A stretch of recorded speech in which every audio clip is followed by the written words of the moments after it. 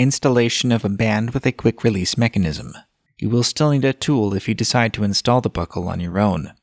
Let's put the spring bar and the tongue into the band and put one of the forked ends of the spring bar to the pinhole in the buckle.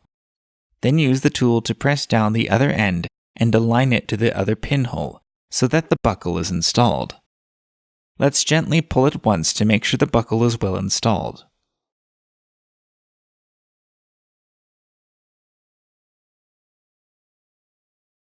After that, put the band between the lugs.